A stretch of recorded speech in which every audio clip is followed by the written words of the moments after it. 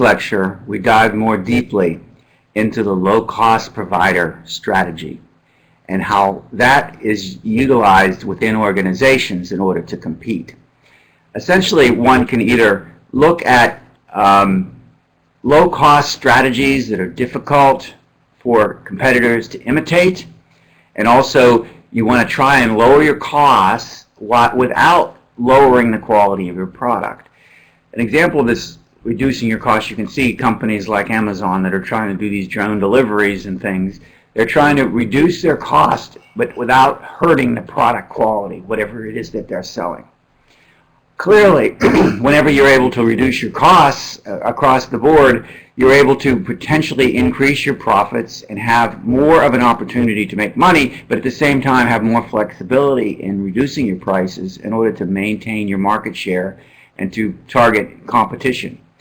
Whenever you have product profits, additional profits, you have more money that you can spend to, again, create initiatives that might reduce your cost and allow you to lower your pricing as well. In the low-cost market, there is a tendency when people compete there, they continue to cut prices, and there can be a lot of value leakage from the producers or the companies into consumers as there are these price wars. So that's the downside risk of the low-cost provider strategy. But also, typically, once you're able to establish the low-cost position, oftentimes one can start to raise your prices in order to become even more profitable as other competitors leave the marketplace. It's just not profitable for them if you're able to have a lower cost structure. So your basic position is that you enter the market and you create an operation that has lower costs than anybody else. Lower wage costs, lower supplier costs, lower channel costs, lower operating costs, lower energy costs, all the various things where you possibly can achieve that, and particularly looking at the areas that you have some potential to have a differentiated or a better way of lowering cost than anyone else might. Perhaps locating your warehouses closer to the customers than anyone else can do. That can reduce your cost. Cost drivers, this kind of strategic analysis, you look for what's driving your costs. You do that by going deeply into financial statements like we talked about in the past, and we discuss in more detail in the financial analysis module. You look into the financial statements for various products and operations and locations and everything and identify what the cost drivers are. Cost drivers are those things that influence your cost.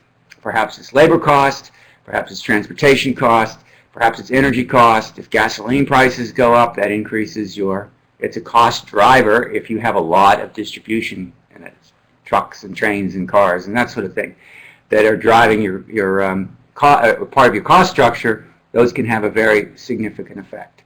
So that's what you're trying to understand. What is it? Where do you focus your energy? Just saying that our costs are too high doesn't really help in terms of creating initiatives. Remember, you're trying to analyze all this data so you can point people in the direction of doing some work to improve your strategic position, which in the low-cost provider case means make your cost structure lower. Cut costs out of your business. Remove energy costs if you can. Remove human resource costs if you can. Remove equipment costs if you can. Those sorts of things.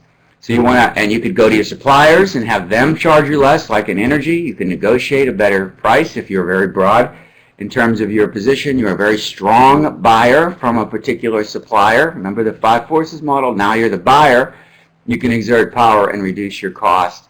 You can also have only limited product, not a lot of variability. That can reduce your inventory costs. If you don't have, if you're starting to produce only standard products, then you don't have to have a lot of excess inventory. You have only a few products, and it's easier to maintain or manage your inventory if you think about it. Various strategies like that are where you would tend to focus your internal energy as you are developing your strategic initiatives. You want to make sure that no competition, none of your competitors, meet you in the marketplace and have a lower cost position in any of these dimensions than you do. And then otherwise, they can use that advantage in order to lower prices and hurt your profitability and drive you out of their marketplace. This particular chart has some some examples of cost drivers. We mentioned a few of them. Economies of scale we haven't talked about. If you're a large operation, remember, economies of scale allow you to price or to add incremental output at a lower cost because you already have purchased all the equipment and you already have returns on all that equipment, and so therefore you're able to just add additional product and service at a lower incremental cost, a lower marginal cost, which your competitors might not be able to do. All of these pieces, reducing your inputs, what you're paying for your suppliers or your raw materials, these are all ways that you can look into your financial statements, look into your business operations, and start telling that this factory, you need to reduce your energy costs. And that becomes a target. When you look into your distribution operation, you need to spend less money on fuel costs, or in other words, you need to become more efficient in packing your trucks and shipping in the right directions, and not have material go out to the warehouses and then be returned, because all of that adds to your cost. You go through and you identify all of these various cost drivers and reduce costs across the board. So a strategy of low cost provider leads specifically to certain types of methods that become strategic initiatives. You might become more effective in terms of consolidating some of your operations. You may want to, in creating economies of scale, you might want to have more focus around the operations that are more efficient in their operations and start bringing some additional work there. You might want to make sure that all of your facilities are full capacity. You don't want 3 warehouses that are half full when you can have 1 warehouse that's 100% full. And you look very deeply into the various parts of your operation in order to identify how you can reduce costs all across the board, because any one of those items might be identified as by a competitor who's also reducing all their costs, and they may be able to use that in order to compete with you effectively. You might want to be able to use communication systems, so you move information around rather than moving materials around. One of the most significant advances in the latter part of the 20th century, early 21st century, is in logistics operations, where companies like Walmart get information from their stores about what's being sold that goes all the way back through the distribution channel, all the way back to their suppliers. So suppliers know what to ship to the warehouses and which warehouse needs the materials. All of that is in information processing, so that things that are manufactured by suppliers get sold and through the distribution system to the Walmart stores with minimal amount of you might say friction or wait time. They just go to the warehouse immediately, or very, very quickly in a number of days get shipped to the stores that need them, and they're sold off the shelf within days to reduce the inventory cost. So there's all sorts of opportunities to reduce cost, and that becomes what your business focuses on strategically. It's to lower cost in operations, in sales, in service, in customer service, all of those kinds of things that you're working on. Becoming more advanced in technology, looking at advantages from other places where you might be able to outsource to somebody, some operation like distribution. You might get UPS to do some of your distribution for you in places where it's not cost effective to do it yourself.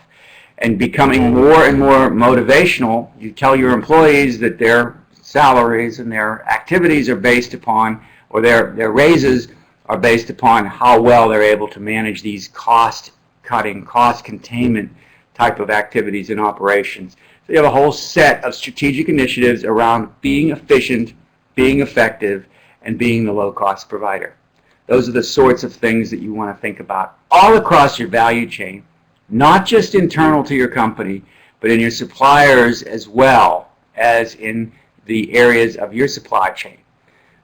Getting a sales force, perhaps make the company website more effective, getting your operations all the way along the value chain so that you eliminate all the work steps, that you reduce the materials handling costs, the things that we were just talking about, are some ways that you can improve your overall operation.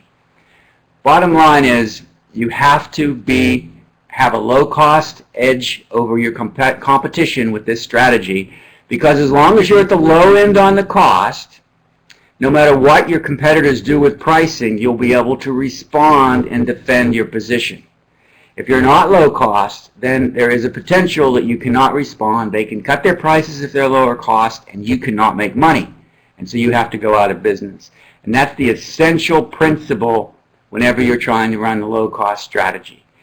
This is effective when price competition is very, very severe in certain businesses, when products essentially are pretty much identical. If you're selling soaps or kitchen wares, or you're selling paper products or whatever, products are very similar. You have to be low cost, or else your competitor will come in and start to lower their prices so you can't compete and take you out of the marketplace. You can't differentiate these products. Buyers use the products in the same ways. There's no differentiation in how products are being used. They have low cost whenever they can buy your product or buy someone else's product. If there's a lot of sales being made and there's only a couple major players, they tend to fight for those sales and try to maintain market share. And also, if new people coming in can introduce low prices and essentially own market share, there's not a lot of loyalty among customers, if you will. These are where low-cost provider strategies are often used, because you are in a position with low cost to defend the market share that you've gained over time.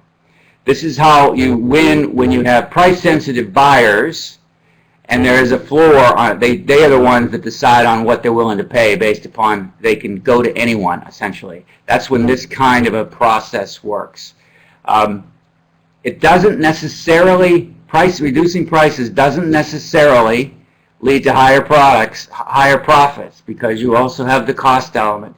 So you have to make sure that those added sales you get by lowering prices in situations where you're the low-cost providers, that you sell enough more that the overall profits increase. So this becomes a strategy where you really have to understand the dynamics of your sales, your overall cost structure. You have to make sure your competitors don't have a way that they could compete and make more money than you with the same price, and you have to make sure that you're managing your pricing so that you continue to be profitable, so that you have the cash to move forward and continue to succeed. You're always trying to do this by not making your product worthless to this consumer. It's easy when you're cutting costs all the time that your product eventually takes away all of its value and customers no longer think of your product as being the best. So that's what you want to be thinking about. If you start to become just milquetoast in a marketplace where people are wanting something that has at least some sweet to it, and you're just not there, then you start to price yourself out of the market. In the next lecture, we'll talk about broad differentiation, which is exactly to this point of making sure the products, each product, people want your version of it. You want a Coca-Cola rather than a Pepsi for some reason, because you're able to differentiate your product. Even though it might not be a different physical product, you've done it with attributes or with style or something like that. So in the next lecture, we'll talk about broad differentiation.